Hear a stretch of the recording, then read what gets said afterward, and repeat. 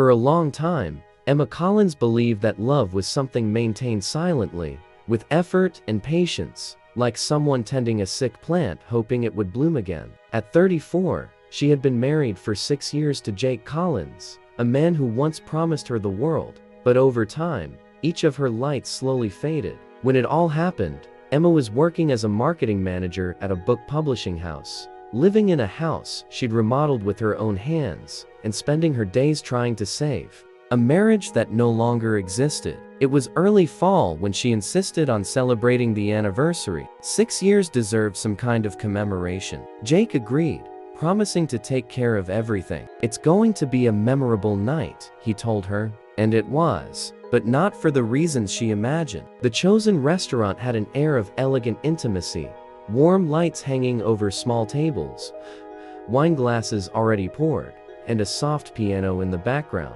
Emma arrived on time, wearing a dark blue dress Jake often complimented. In her hands, she carried a picture frame with a photo of them taken during their first year of marriage. But when she entered, what she found wasn't a romantic moment or a reunion, but a rehearsed scene. Jake was already there, with his crooked smile, but he wasn't alone. Beside him were her parents, sitting as if it were all part of a carefully orchestrated act. Their presence seemed strange. They had never been warm to her. They always displayed that kind of dry courtesy, with phrases full of double entendres. Emma sat down, unaware that that night would become the most painful and liberating breaking point of her life. From the first minute, something in the atmosphere was different. Jake wore that smug expression, as if he were about to hand over a trophy, not celebrate an anniversary. Jake's mother, Lucille, wore a scarlet dress too striking for the occasion, and she smiled with those thin lips that never quite curved. His father, Gerald, barely glanced at her. When Emma tried to break the ice by asking about her grandchildren, Lucille interrupted her with a forced laugh, as if the question were absurd. Emma swallowed and kept her composure. She didn't understand why she felt like she was walking on glass, but something inside her screamed that she wasn't there to be celebrated. The waiter approached with already poured glasses of bubbly. Emma noticed there were more bubbles in the tension than in the drink. And then, without warning, Jake stood up, his glass raised. His voice echoed above the restaurant's murmur. "Here's to freedom," he said. Lucille and Gerald smiled knowingly. It took Emma a few seconds to process the sentence, but she didn't have time to react. Jake pulled a gift bag from under the table and placed it in front of her. "Happy anniversary, honey," he added, with a grimace that was meant to be a smile. Inside the bag was a neatly folded gray t-shirt. As she unfolded it, Emma felt as if the world had split in two in bold letters. The shirt read, "6 years of disappointment." There was laughter, suppressed laughter from Lucille, and a dry chuckle from Gerald. In that moment, with her hands shaking and her stomach in knots, Emma knew the whole thing had been planned, and that she was the only one who didn't know the script. The silence that followed was even more deafening than the laughter. Emma felt as if every eye in the restaurant had turned on her, even though no one had actually turned around. Heat rose in her chest and her eyes stung, but she didn't cry. She swallowed her tears like someone swallowing a bitter truth. Jake sat back as if nothing had happened, taking a sip of wine and dabbing the corner of his mouth with his napkin. Lucille made a low comment about having a sense of humor, while Gerald took a long sip of his whiskey. Emma, motionless, could barely breathe. Inside, something had broken. Not just love or trust, but something more intimate. The last shred of naivete she had left, and it was right there in that break that something else was born. The waitress, a young woman in her 20s with restless eyes, approached awkwardly to set down the first course. When she placed the plate in front of Emma, she barely whispered a sorry.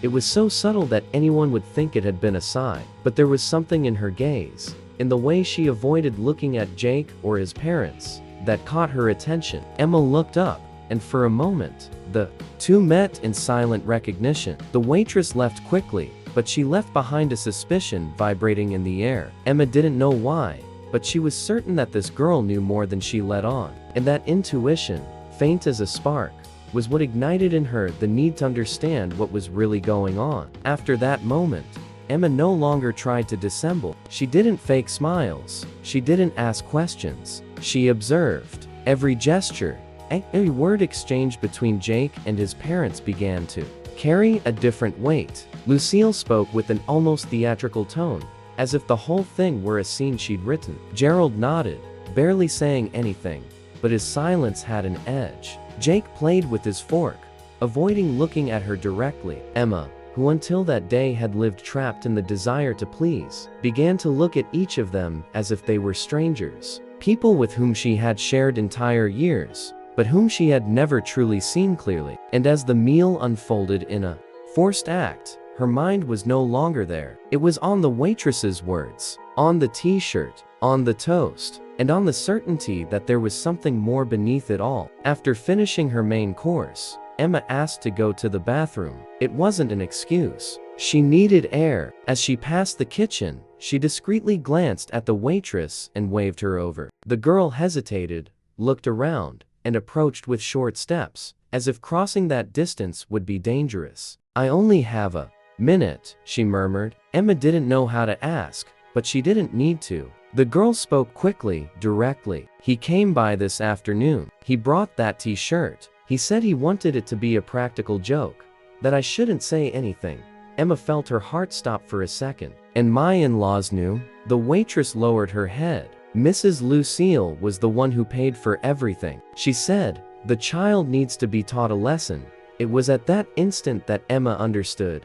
This wasn't just a personal betrayal, it was a complete conspiracy. Emma returned to her seat with a knot in her stomach, but her face no longer showed vulnerability. What had been confusion was now suppressed fire. Lucille's laughter, Gerald's sarcastic comments, Jake's avoidance of her, it all began to form a darker, more coherent puzzle. She had lived a carefully woven lie, surrounded by people who saw her as a nuisance, or, worse, a convenient victim. For years, she had mistaken manipulation for tolerance, contempt for habit, cruelty for humor. But now she understood everything. And the most disturbing thing was the calmness with which she processed each revelation. It was as if, for the first time, she were observing from the outside, as if she could finally see her life without the veil of hope. She didn't say anything during dessert. She let them talk, let them feel safe, comfortable in their roles as executioners disguised as family. Lucille mentioned something about how difficult it was to deal with someone so sensitive, and Jake laughed knowingly. Gerald commented that sometimes you have to do what's necessary to make people grow up. Every word was another stab, but Emma didn't bleed. She just listened, memorized, stored. She wasn't going to confront them there. She wasn't going to scream or cry or give them the spectacle they wanted. She knew what she had on her hands was bigger. She'd seen in their eyes the certainty that they believed themselves untouchable. And in that blind conviction lay their weak spot. Emma didn't know how yet, but from that moment on, she began planning how she was going to bring them all down. That same night, when she got home, Emma didn't speak. Jake, intoxicated by his own ego, didn't notice his wife's calculated stillness. He showered, made trivial comments about the restaurant, and even hinted that it had been more fun than he thought. Emma watched him as if she were watching a foreign creature. When he fell asleep, she silently got up and grabbed her laptop. She didn't know where to start, but she began with the basics: his bank accounts, his recent transactions, the statements from the shared business he'd supposedly closed months ago. And there were the first traces: transfers to a certain Diane Harper, payments to a company that didn't legally exist, and hidden expenses on secondary cards. She didn't sleep that night. For the first time in years, Emma was wide awake. The next day, she took time off work, something she almost never did. She turned to a lawyer a colleague had recommended years before, just in case. The woman, a professional with a firm voice and direct eyes, greeted her without judgment. Emma told her everything with surgical calm: the humiliation, the suspicion, the documents she had reviewed. The lawyer took quick notes, asked precise questions, and gave her a list of steps to follow. You have to protect your assets. Today, Emma canceled credit cards, blocked access, and transferred her personal savings to a new account. She also began the process of discreetly selling the house, which, luckily, was in her name. Every action strengthened her. It was like rebuilding her skeleton from the inside out. She didn't yet know how she would face Jake and his family, but she did know that she no longer belonged to them. Amidst all that silent storm, there was one name she couldn't get out of her head: Michael Collins, Jake's older brother. Emma had only seen him a couple of times, at family gatherings where he always seemed like an uncomfortable shadow. She knew he'd been kicked out of the family for reasons that were never fully explained, but now she was beginning to understand. She remembered how Lucille avoided him, how Jake would change the subject whenever someone mentioned him. That's when she decided to look him up. She found his contact in an old Christmas group message. She wrote without much hope, just saying she needed to understand certain things from the past. To her surprise, Michael responded in less than 10 minutes. "Tell me when and where. You're not the first to get burned by them." They met in a discreet cafe on the other side of town. Michael was different from Jake in almost every way. He had the same build, but his eyes were calmer, as if he'd been watching from afar for years. Emma told him what had happened, and he listened with an almost painful calm. When she finished, he took a deep breath and told her he wasn't surprised. He explained that he'd been disinherited for uncovering embezzlement his father and Jake were committing in the family business. That when he tried to report him, Lucille accused him of being a traitor and cut off all ties. "This isn't personal, Emma. It's a repeated pattern. They chose you as their victim because you're good. Because they thought you'd never react." That phrase resonated with her for days. For the first time, someone validated her pain without minimizing it. And for the first time, Emma didn't feel alone. Over the following weeks, Emma and Michael began meeting frequently. What began as an exchange of information transformed into a shared strategy. Michael, who had accumulated evidence of irregularities at the company since leaving, found in Emma not only an ally, but someone willing to go all the way. Emma, for her part, felt that this unexpected connection was a kind of anchor amidst the shipwreck. Together they reviewed documents, reconstructed financial transactions, and assembled a dossier that left Jake and his parents on the brink.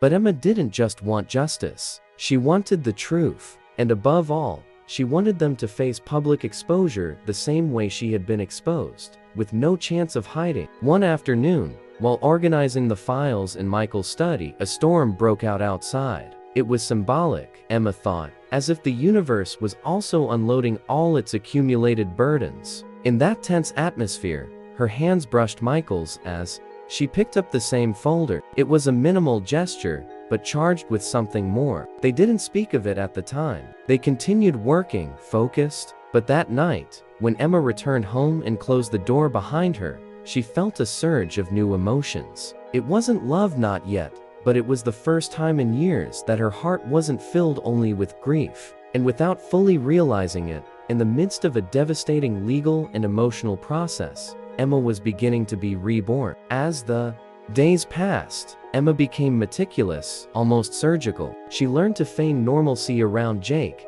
even though inside, his every word made her nauseous. She watched him with the coldness she hadn't known she possessed before. He didn't suspect a thing. He still believed she was weak, that humiliation had driven her into silence. But Emma was building something far more powerful than revenge. She was reclaiming her autonomy. Secretly, she sold the house with the help of a trusted real estate agent, moved the funds into an untouchable account, and removed her name from all shared assets. To protect herself, she recorded conversations, archived emails, and compiled every necessary document. She knew the moment was approaching, the moment to turn things around. One afternoon, while reviewing bank records, Emma discovered something that shocked her. Diane Harper, Lucille's assistant, was receiving monthly deposits from a secondary account in Jake's name. Digging deeper, she found photos, Diane and Jake together at a cabin one weekend when he told her he was away on business. It was like another stab, but this time, it didn't hurt the same. It wasn't a surprise anymore. It was confirmation. Confirmation that she'd never been loved, that she'd been used, and that all her pain had deep roots. She showed it to Michael, who clenched his jaw. "I swear, they're not going to get away with this time." Emma said nothing. She just nodded, her determination needing no words. It was Michael who suggested the confrontation take place in a symbolic space. "Do it somewhere they can't escape, where you're in control." And so, with the precision of an orchestra conductor, Emma chose the same restaurant as the anniversary. She reserved the center table, the same one where she'd been humiliated, and organized a special dinner to which she invited Jake, Lucille, Gerald, and unbeknownst to them, Diane as well. She used vague words in the message, something like, "We need to talk about the future of the family." Jake, egomaniac that he was, believed it meant a reconciliation or even an admission of defeat. Lucille responded with the curt, "We'll be there." And Emma, inside, already tasted the beginning of the end. The night of the dinner, Emma arrived dressed in an impeccable white suit, her hair elegantly tied back, and a twinkle in her eyes that had nothing tender about it. When Jake saw her, he made a surprised face, as if he couldn't understand how anyone could still be standing after all that. Lucille murmured something to Gerald, who looked at her with a mixture of annoyance and alertness. Diane arrived a few minutes later, flustered, and sat at the end of the table without looking directly at anyone. The atmosphere was charged, dense. Emma ordered wine, waited until everyone had their glass, and then stood up. "I want to toast tonight to the truth, because enough of the lies." The exchange glances began. Gerald frowned. Jake tried to smile, but Emma was no longer the woman she had been before, and they, for the first time, knew it. She took an envelope out of her purse and placed it on the table, right in front of Jake. "And here is proof of the irregular transfers you made over the past 2 years. There are also records of your relationship with Diane in case you want to deny it." Diane immediately paled. Jake didn't have time to react when Emma slid another document in front of Lucille. "Here is the contract for the sale of the house. I no longer share any property with you or your son. And this one," she said as she pulled out a thicker folder, "is the report Michael and I prepared for the investors in the family business, with all the details of the embezzlement Gerald and Jake were part of." A silence fell over the table, the kind of silence that doesn't need shouting to be devastating. Lucille tried to laugh, as if it were an absurd scene. "And who's going to believe you?" she asked with that usual contempt. Emma looked at her with lethal calm. "You know who's going to believe me, Lucille. The numbers don't lie. The evidence is ready. I sent it to the board's attorney this afternoon. And Michael, as the majority shareholder now that the documents have been revalidated, is going to press charges." Jake stood up abruptly, furious. "Are you crazy? This is nothing but revenge." Emma didn't flinch. "No, this is justice. And the best part is, I'm not finished." She turned to Diane. "You'll be in the report too, Diane. I hope you enjoyed your time with him, because this is going to cost everyone dearly." That's when Emma sat down, took a sip of wine, and breathed as if she'd just crossed the last tunnel of her life. Gerald was the first to leave the table. He said nothing, didn't argue. He just stood up, grabbed his coat, and walked out of the restaurant, his face pale, as if everything he'd bottled up for years had finally collapsed on him. Lucille watched him go, completely paralyzed. For the first time, her absolute control had cracked. She tried to maintain her composure, but her hands were shaking. Diane, speechless, lowered her head and began to cry, stifling her sobs with a napkin. Jake, for his part, couldn't hide his fury. "This isn't going to stay like this, Emma. I'm going to ruin you." She looked at him fearlessly. "You already tried. You tried in front of everyone, with a mocking t-shirt and a pathetic toast. And look where you are now." There was no hatred in her voice, only absolute clarity. A couple of tables around her had dropped their pretense of indifference. Some customers watched surreptitiously, others clearly curious about the unfolding drama. But Emma had no shame. What she felt in that moment wasn't humiliation, but dignity. She stood up, delicately placed her napkin on the table, and looked one last time at those who, for years, had made her believe she was worth less. "Thank you for showing me who you are, because I too discovered who I am." She turned and walked out of the restaurant with firm steps, like someone leaving behind not just a dinner, but an entire life. Outside, the night air had a scent of freedom she couldn't remember having felt before. She walked on without looking back, and although she didn't yet know everything that would come next, one thing was certain: she would never be the same again. The following days were a whirlwind. Jake tried dozens of times to contact her,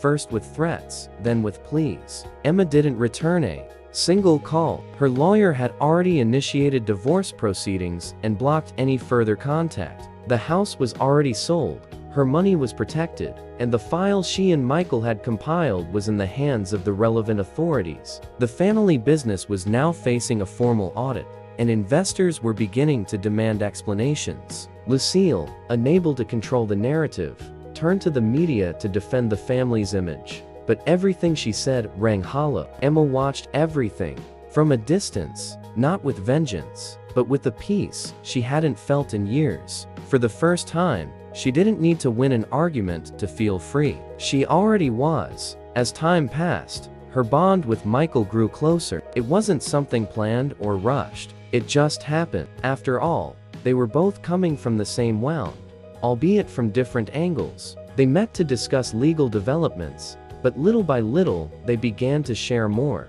Books, memories, comfortable silences. One afternoon, in the middle of a walk through a nearby park, Emma stopped suddenly and confessed, almost fearfully, that her period was late. Michael reacted not with fear, but with tenderness. He accompanied her to take the test, waited with her in the waiting room, and when the result came back positive, he silently held her hand. "We're going to be okay," he told her. And for the first time in a long time, Emma believed him. Not because he said it, but because she felt it too. The news of the pregnancy wasn't a dramatic twist, but rather an intimate confirmation that life continued on, even after the chaos. Emma spent days digesting this new reality. It wasn't just a baby. It was the symbol of a new phase emerging from the rubble, a chapter that depended on no one else. She didn't feel fear, but she did respect what it meant. She knew her story with Michael was still under construction, that they both had fresh scars and many things to resolve.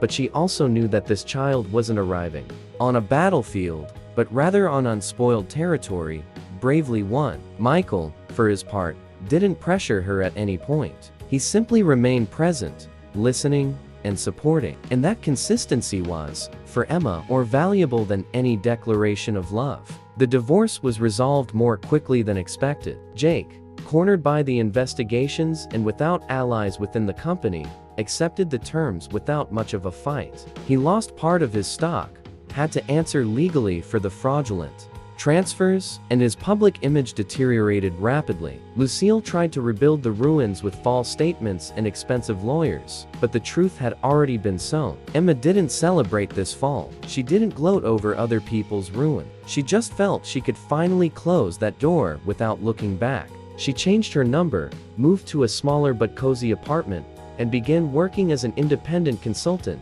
choosing her projects and, above all, her boundaries. It was the first time she didn't live to please others. She lived for herself and for the future growing inside her. The months of pregnancy passed with a mixture of introspection and gratitude. Emma learned to be with herself in a new way, without fear of silence, without needing external validation. Each ultrasound was a silent celebration, each movement inside her belly a reminder that she had survived. Not just public scorn, but years of emotional suppression. She returned to writing, passion she had abandoned in marriage, and started a small, anonymous blog where she shared reflections on emotional rebuilding, toxic relationships, and autonomy. She didn't use her name, but many women began writing to her in gratitude. Without planning to, Emma had turned her experience into something useful. She no longer needed to talk about Jake or the Collins family. Her story now had a new protagonist, herself. Michael became a natural part of her daily life,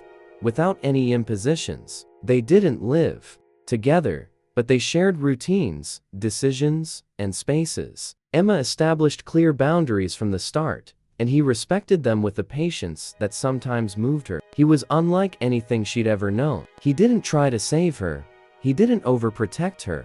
He was just there. When she was 7 months pregnant, Michael suggested he accompany her to a prenatal class. During the session, while he held her hand and laughed nervously at the instructor's every instruction, Emma looked at him and felt a quiet certainty. She didn't know what the future held, but she did know that, for the first time, she had chosen well, not out of fear or need, but out of recognition and calm. And that, for her, was a victory. Labor came one rainy morning, without warning, with mild contractions that turned into an emergency room in a matter of hours. Emma went to the hospital accompanied by Michael, who didn't leave her side for a second. During labor, she was afraid, not of the pain, but of everything getting out of hand, of losing control just when she most needed to trust herself. But then, amid the pressure, the sweat, and the shaking, she remembered that night at the restaurant. She remembered the humiliating t-shirt, Lucille's laughter, Jake's face.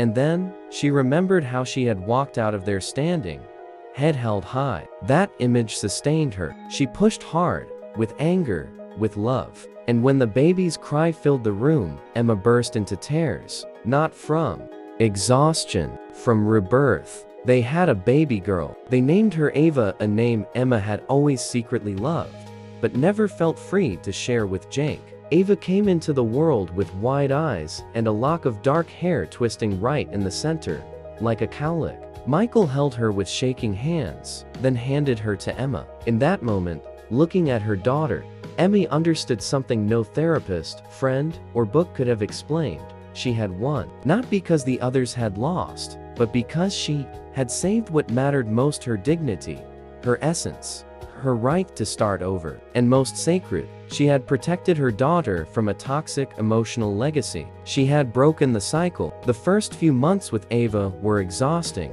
but also revelatory. Emma discovered a strength within herself she'd never known before. The sleepless nights, her daughter's tears, the constant self-doubt, all of it brought her face to face with older versions of herself. Sometimes, she was afraid she wasn't doing it right. Other times, she found herself crying while Ava slept, just because. But even in the fatigue, there was a clarity that never left her. She wasn't alone, and she no longer lived for others. Michael was still there, not as a hero, but as a partner who was also learning with every step. He wasn't trying to fix anything in her, and that gave her room to grow without pressure. For the first time, Emma felt unconditionally accepted. One morning, as they walked along a park path with Ava, asleep in the stroller, Emma stopped dead in her tracks. She looked around. Blossoming trees, children playing, warm sunshine filtering through the leaves. And in that instant, she felt something she hadn't felt in years: true peace. Not the feigned calm she'd cultivated for years to sustain an empty marriage, but an authentic serenity, born when the skin no longer burns from open wounds. "I never thought it would be so difficult, or so beautiful," she murmured, almost to herself. Michael smiled without saying anything. Sometimes the answers don't come in the form of grand declarations, but in the simple act of continuing to walk alongside someone who understands silence. As time passed, Emma stopped having nightmares about that anniversary dinner. She no longer woke up startled by the memory of Jake's voice toasting freedom, nor did she feel rage at the thought of the t-shirt. What had once been an open trauma was now a firm scar. It was still there, yes, but it no longer hurt.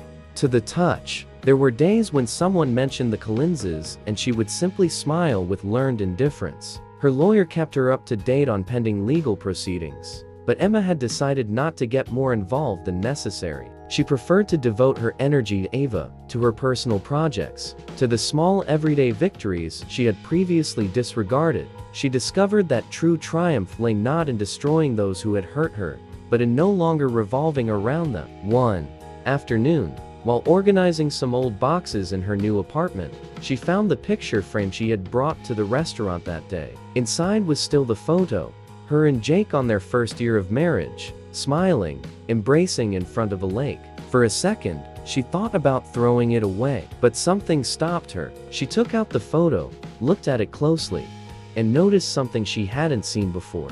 His eyes weren't smiling as much as his mouth. She put the empty frame in a drawer and tore the photo into small pieces, almost delicately, not out of hatred, but out of emotional cleansing. It was a symbolic way of saying goodbye to that old version of herself, the one that clung to what hurt, the one that begged for crumbs disguised as love. And in doing so, she felt lighter. It was thanks to the anonymous blog that Emma began to understand the true scope of her journey. More and more women wrote to her telling similar stories.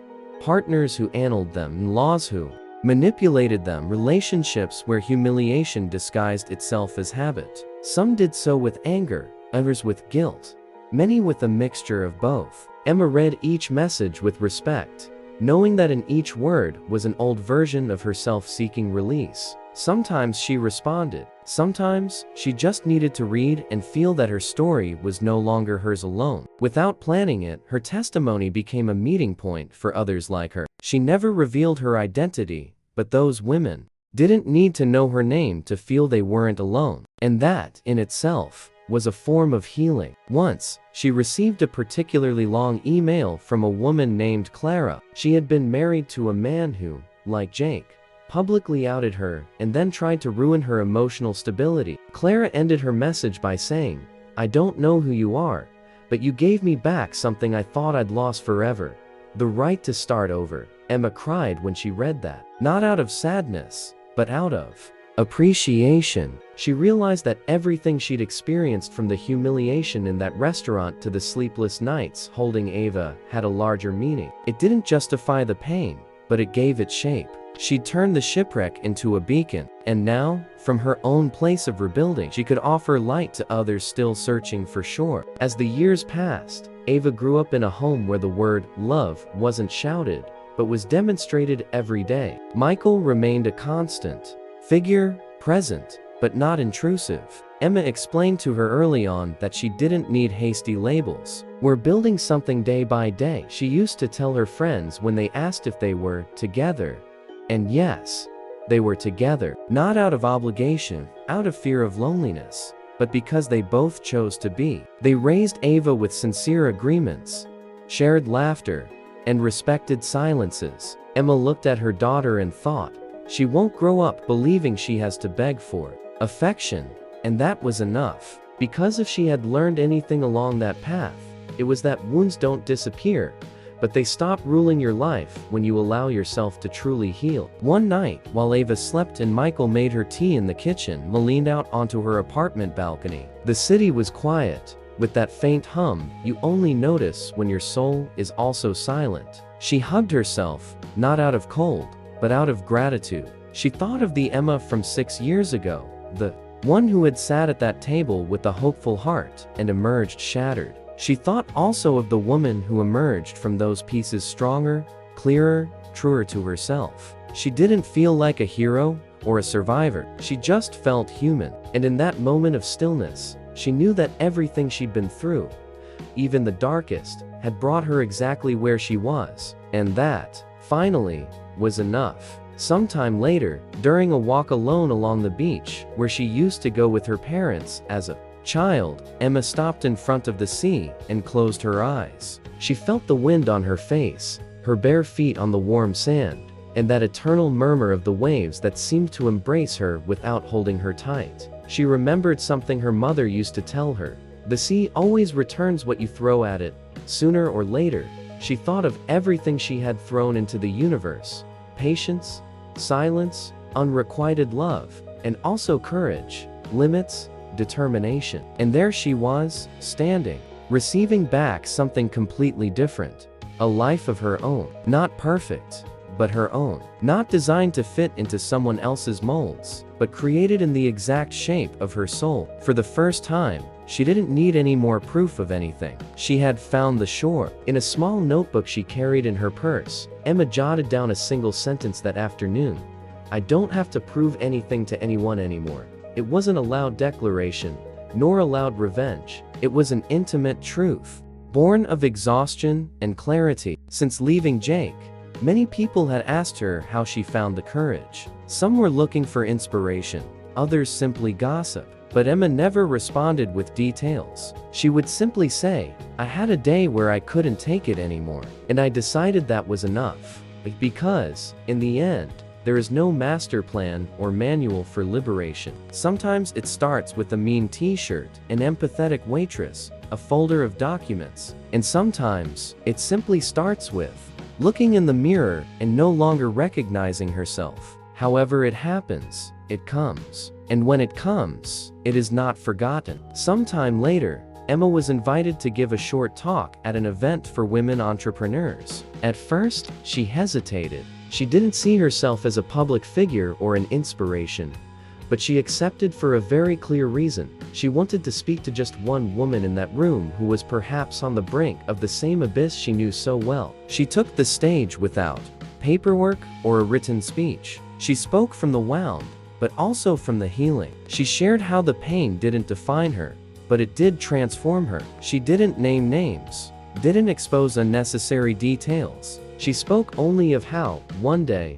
in a restaurant, someone tried to annihilate her dignity with a cruel joke, and how, years later, she had learned to laugh again, but this time, it's something truly worth laughing at. When she stepped off the stage, a woman with short hair and tired eyes approached her. She didn't say much. She just hugged her, long, in silence. Emma knew they didn't need to exchange stories. Sometimes, what unites people isn't what they've experienced, but what they've felt. That night, she returned home with a renewed serenity. Not because the past was gone, but because she no longer carried it like a cross. She carried it like a scar on her soul, one she didn't try to hide, because she understood it wasn't a sign of weakness, but of survival. And surviving, for her, didn't just mean staying alive. It meant loving again, trusting again, starting over. Even if it was from scratch, even if her legs were shaking. One morning, as she prepared breakfast and Ava scampered barefoot around the kitchen, Emma watched her from the doorway with a mixture of tenderness and wonder. Watching her daughter grow was like watching a version of herself blossom without fear, without invisible chains, without needing to fit into broken molds. In that moment, she understood that the true legacy she would leave her wouldn't be a fortune or a fairy tale. It would be the truth of a woman who one day hit rock bottom, but chose not to stay there, who rebuilt herself with new pieces, not to be the same again, but to be someone better, someone freer, someone more aware. Later, while Ava napped on her chest and Michael read on the couch, Emma closed her eyes for a moment. She felt the warm weight of her daughter's body, the calm breathing of someone who has yet to experience fear. And then she knew with the certainty that needed no explanation, it had all been worth it. Every tear, every sleepless night, every difficult decision. Because the life she had now wasn't a prize,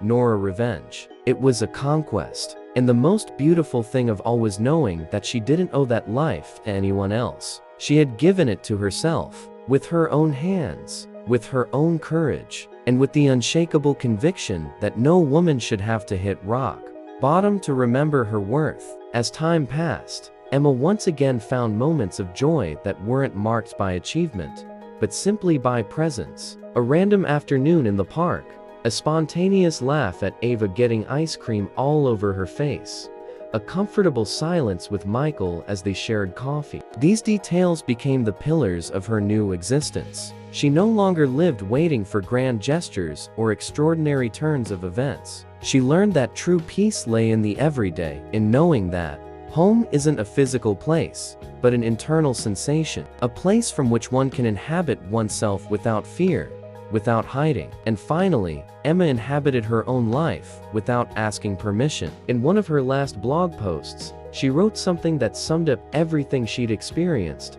Sometimes, surviving is the most revolutionary act, but living, truly living, with all your heart is the silent miracle no one teaches you.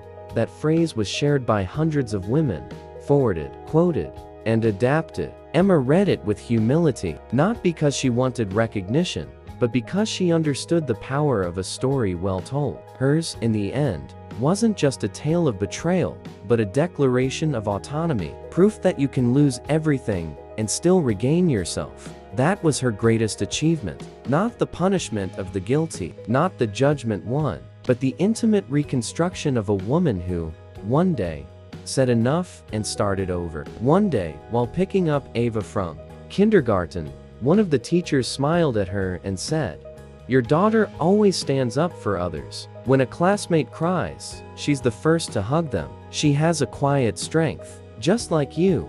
Emma was silent for a second, moved. She had never considered what her daughter absorbed beyond words. She understood then that Ava wasn't just growing up far from the chaos Emma had experienced, but was learning from example what self-love, respect, and empathy meant. That was the true legacy, not material possessions, not titles or external achievements, but the ability to look at others without judgment, to pick yourself up after a fall, to not remain where it hurts. Later that night, as she tucked Ava into bed and turned off the moon-shaped nightlight, Emma allowed herself one last reflection. The past was no longer a prison or a dark pit. It was part of her story, yes, but not her definition. And while she would never forget what she'd experienced, she wouldn't allow it to guide her anymore. Now, she lived with her feet planted firmly, her back straight, and her heart open. She didn't need revenge. She didn't expect apologies. She was no longer the woman who expected something from someone who never knew how to give. And that, in itself,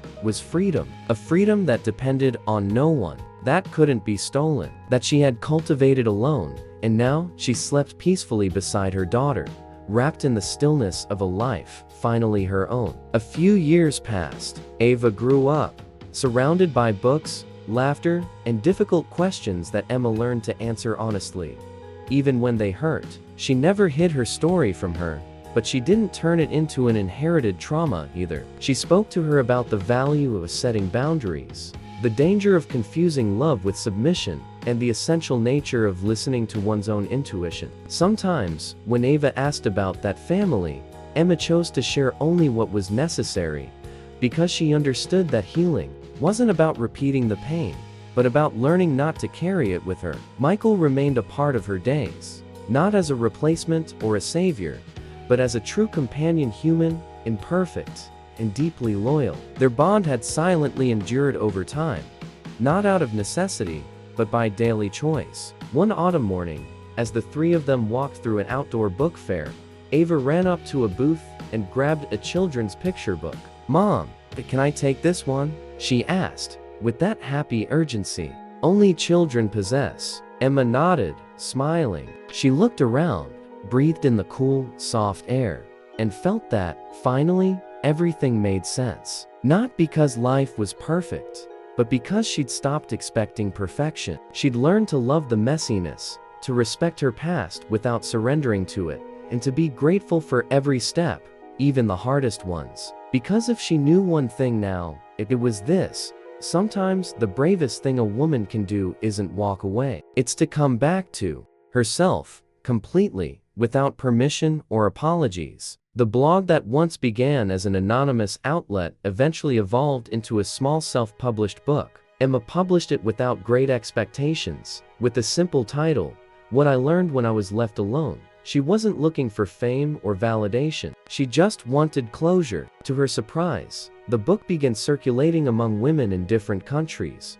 Mothers, daughters, lawyers, nurses, writers, everyday women with similar wounds. In every message she received, Emma found a part of herself reflected. It wasn't the thank yous that moved her most, but the simple phrases like, "I saw myself in your words," or "Now, oh, I'm not crazy," because that was what had torn her apart the most at the time. Believing she was alone, exaggerating, being too sensitive. One day, late at night, she received an email that left her frozen in front of the screen. It was from the restaurant waitress. That whispered, "I'm sorry," had been, for Emma, the first thread of liberation. The young woman told her she'd followed her story, recognized her from an interview, and had always wanted to say something. "That night, I thought you were going to break, but you didn't. And you gave me courage too. Thank you for not yelling, for not taking revenge, for just getting up and leaving."